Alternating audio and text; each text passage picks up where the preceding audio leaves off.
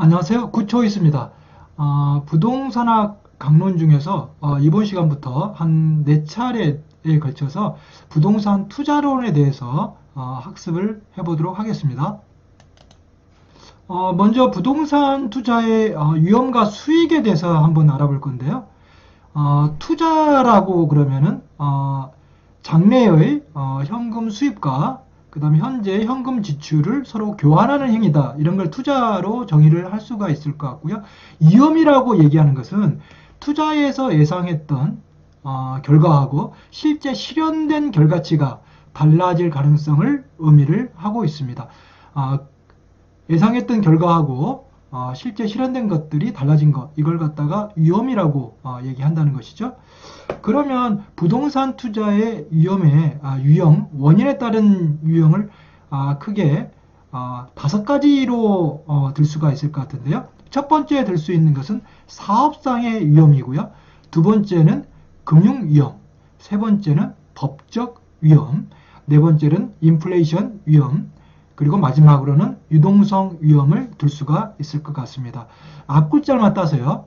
이것은 반드시 이해를 하고 암기를 하고 넘어가야 될 것 같습니다. 사금, 법, 인, 유 해서요. 사금, 법, 인, 유. 부동산 위험, 투자 위험의 유형은 이렇게 5가지로 구성되어 있다 하는 부분 기억해 줬으면 좋을 것 같고요. 사업상의 위험에는 3가지로 나눌 수가 있습니다. 시장 위험하고요. 운영 위험, 위치적 위험, 이렇게 시운치 이것도 이렇게 같이 기억해 줬으면 좋을 것 같고요. 시장 위험은 시장 상황으로부터 야기되는 어떤 문제들을 얘기하는 건데요. 예를 들어서 시장의 수급이 변화됐다든지 또는 시장의 금리가 변화됐다든지 또는 물가 변화 등으로 인하여 어떤 위험적인 상황이 오는 걸 갖다가 투자 위험 중에서 시장 위험이라고 그러고요.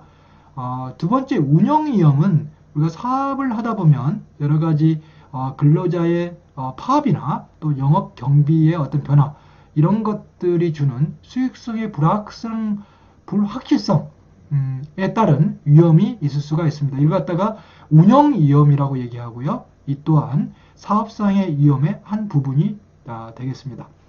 마지막 세 번째 사업상 위험 중에서는 위치적 위험을 들 수가 있을 것 같은데요. 위치적 위험은 말 그대로 외부 환경의 변화에 의해서 상대적 위치가 변화될 수 있는 가능성, 이런 걸 갖다가 위치적 위험이다 이렇게 얘기를 할 수가 있을 것 같습니다.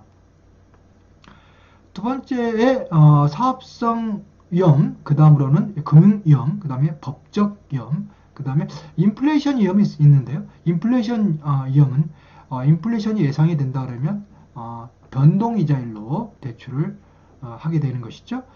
마지막으로 유동성 위험은 투자 부동산을 현금으로 전환하는 과정에서 발생하는 어떤 손실 가능성을 유동성 위험이라고 합니다. 시험 문제에서는 이 5가지 중에서 특히 사업상 위험에 대해서 물어보는 문제가 출제될 가능성이 높으니까 이 부분 잘 기억해 줬으면 좋을 것 같습니다. 세 번째는 레버리지 효과에 대해서 알아볼 텐데요. 레버리지 효과는 지렛대 효과다 이렇게 표현할 수가 있을 것 같습니다. 지렛대 효과는 부채를 사용하여, 물론 자기 자본만 사용할 수도 있지만 투자를 하게 되면 부채를 사용해서 투자하게 되면 자기 자본에 대한 수익률이나 지분 수익률이 증가하는 것들을 나타날 수 있습니다. 이런 효과를 레버리지 효과라고 얘기를 하고요. 레버리지 효과의 3가지로 나타날 수가 있는데 정의 지렛대 효과는 지분 수익률이 증가하는 경우를 나타나는 경우고요. 지분 수익률이 불변이라면 중립적인 지렛대 효과가 나타나는 것을 알 수가 있습니다. 마지막 세 번째는 지분 수익률이 감소하게 되면요. 이 부분은 부의 지렛대 효과가 나타나게 되는 것이죠. 그러면 정의 플러스의 지렛대 효과가 나타나게 되는 요건은 어떤 것이 있는가 한번 살펴보도록 하겠습니다. 투자 수익률, 종합 수익률 또는 총자본 수익률 이렇게도 표현이 되어지는데요. 이런 말이 나오면 투자 수익률이 저당 수익률보다 더 커야 되겠죠. 저당 수익률 또는 대출금리 이렇게도 표현이 되는데 투자 수익률이 저당 수익률 또는 대출금리보다 더 컸을 때 정의 지렛대 효과가 나타날 수가 있는 것이죠. 두 번째, 대출금리가 만약에 낮다라고 그러면 대부비율을, 부채비율을 늘려서 적극적으로 대출을 더 확대해야 되겠죠. 그랬을 때 정의 지렛대 효과를 나타날 수가 있는 것입니다. 세 번째는 지렛대 효과에 의해 지분 수익률이 증가를 하게 되면 부담해야 될 위험도 같이 증가하게 되는 것이죠. 다섯 번째, 부동산 투자의 위험 분석을 대해서 알아볼 텐데요. 위험은 분산이나 표준 편차로 측정이 됩니다. 이건 평균이 아니고요. 분산이나 표준 편차로 측정된다는 거 요거 한번 알아주시고요. 측정된 분산이나 표준 편차가 클수록 보다 위험한 투자 대안으로 평가된다는 거 요것도 같이 확인해 주셨으면 좋을 것 같고요. 위험을 단위당 기대 수익률은 변이계수의 역수이다. 이 부분도 한번 알았으면 좋을 것 같고요. 그러면 변이계수란 말이 나오는데요. 변이계수는 기대 수익률을 표준 편차로 나눈 것을 얘기합니다. 변이계수는 상대적으로 낮을수록 더 선호를 하게 되는 것이죠. 변이계수는 낮을수록 선호한다. 이것도 중요한 개념이니까 이해했으면 좋을 것 같고요.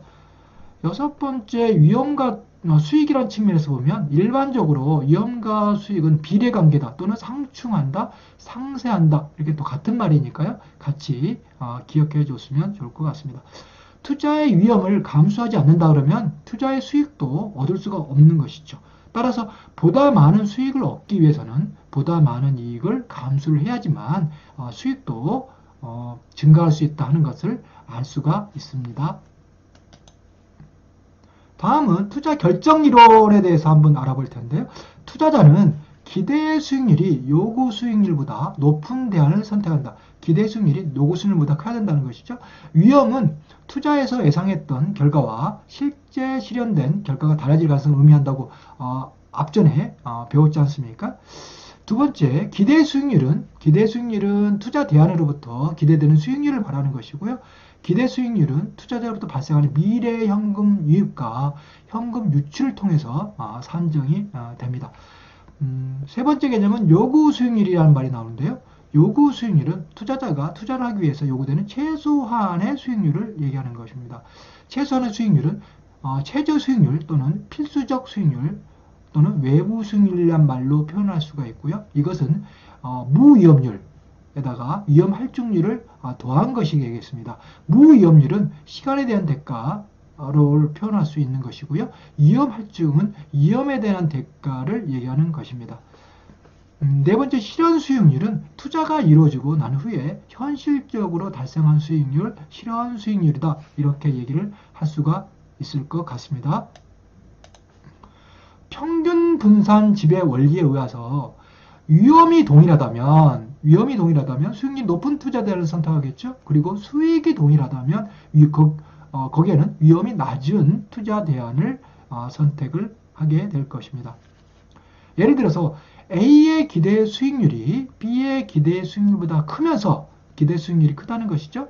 A의 표준 편차가 B의 표준 편차보다 작다 그러면 기대 수익률도 크고 편입이 작다 그러면 이때는 평균 분산의 지배 원리가 성립이 되는 것이고요. 두 번째, A의 기대 수익률이 B의 기대 수익률보다 크지만 A의 표준 편차가 B의 표준보다 크다. 즉 이때는 위험이 되어 A가 더 크다는 것이죠. 이때는 평균 분산 지배 원리가 성립되지 않는다는 것을 알 수가 있습니다. 여섯 번째, 위험에 대한 투자자의 태도를 세 가지 형태로 나눠서 볼 수가 있는데요. 첫 번째는 위험 혐오형이 있을 것 같아요. 이건 회피형이죠. 대부분 사람들에 되는 건데요. 위험을 부담하는 경우에 정도의 차이는 있지만 반드시 어떤 보상을 받고자 하는 유형을 위험 혐오형 또는 위험 회피형이라고 얘기하고요.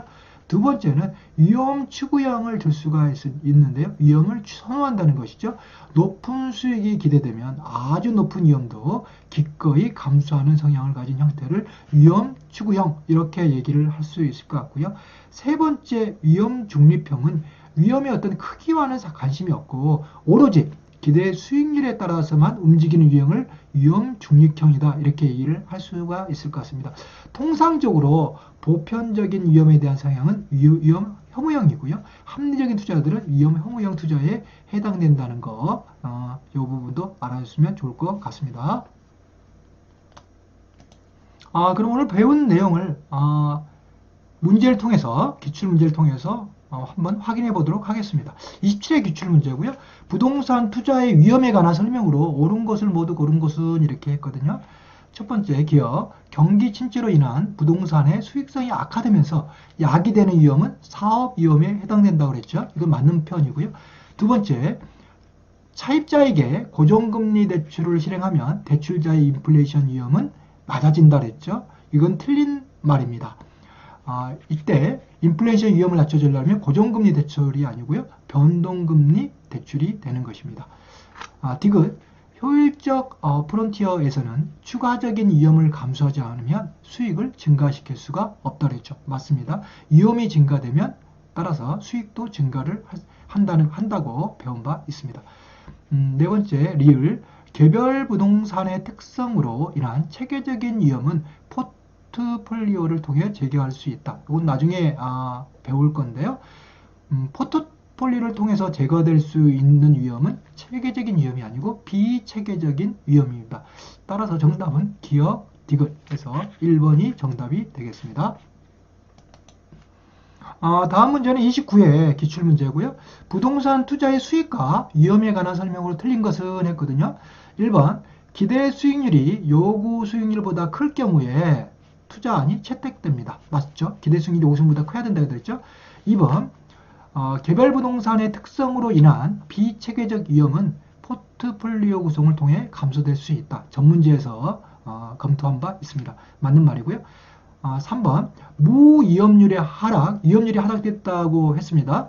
투자자의 요구 수익률을 상승시키는, 이건 상승시킨다는 것이 아니고 틀린 말이네요. 하락시키는 요인입니다. 틀린 것은 3번 이렇게 체크하고 다음 문제로 넘어가는 게 시간을 전략을 할 수가 있는 것이죠.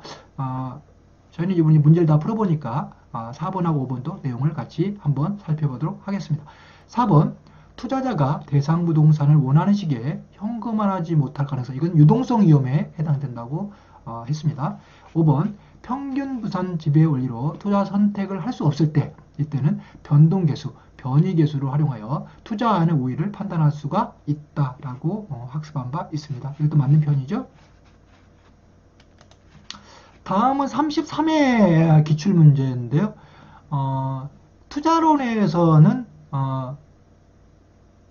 6문제 정도가 33회 기출문제를 분석해 보니까 출제되는데 한 문제 정도가 계산 문제로 출제되었습니다.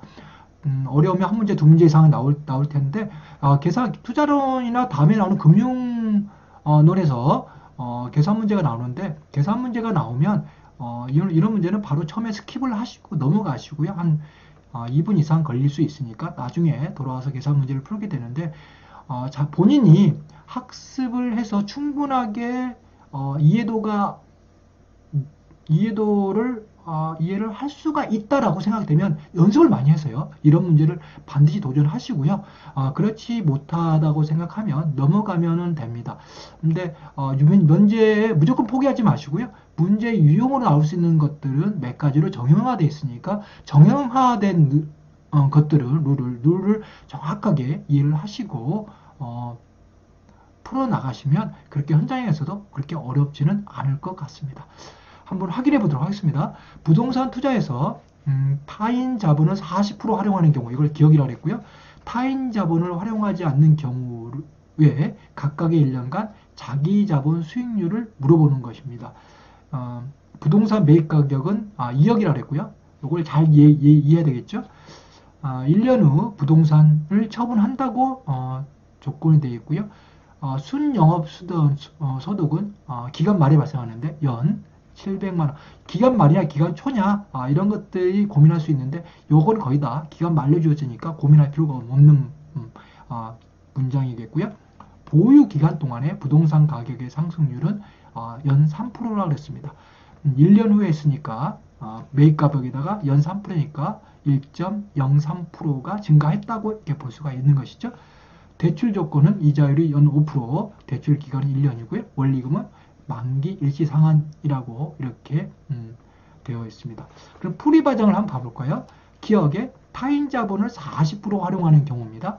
자기 자본 수익률은 자기 자본분의 수익률이니까요. 자기 자본이 2억 중에 40%가 타인 자본을 활용한 거니까 자기 자본은 60% 되겠죠. 2억 중에 60%는 1억 2천이 됩니다. 그때 수익률은 1년 후에 순영업 수돈이 700만 원이 발생을 했고요. 부동산 매입이 2억 중에서 1년 후에 상승률이 3%니까 2억의 3%만큼이 증가가 된 것이죠. 여기에 타인 자본의 40%를 활용했으니까 40%는 8천만 원. 8천만 원의 이자가 5%니까 5%를 대출한 조건을 빼줘야 되겠죠. 그러면 이 금액을 1.2억으로 나누면 자기 자본 수익은 7.5%가 나옵니다. 두 번째는 타인 자본을 활용하지 않는 경우고요. 이때 자기 자본 수익은 타인 자본을 활용하지 않았으니까 자기 자본 오롯이 부동산 매입 금액 2억이 자기 자본이 될 거고요. 이거는 수익은 순영업소도 700만 원에 부동산에 보유했을 때 가격 상승이 연 3%라고 했으니까 2억의 3%가 그만큼 증가했으니까 이걸 계산해 보면 6.5%입니다. 이 문제가 어렵게 생각할 수 있지만 이런 문제는 정형에 대해서 많이 나올 수 있으니까 제 생각에는 좀 연습을 해서 금방 좀 머릿속에 이해를 해주시고요. 기술적으로 즉각 보고서 풀 수 있게끔 훈련을 좀 열심히 해주면 그렇게 어렵지는 않겠다는 생각이 들고요. 그런 학습이 되어 있지 않으면 현장에서 봤을 때 이 문제는 굉장히 어렵게 난이도가 어려울 걸로 느낄 수가 있습니다. 이상으로 투자론의 첫 번째 시간을 마치겠고요. 다음에 투자론의 두 번째 시간으로 만나보도록 하겠습니다. 강의를 시청해 주셔서 감사드립니다. 고맙습니다.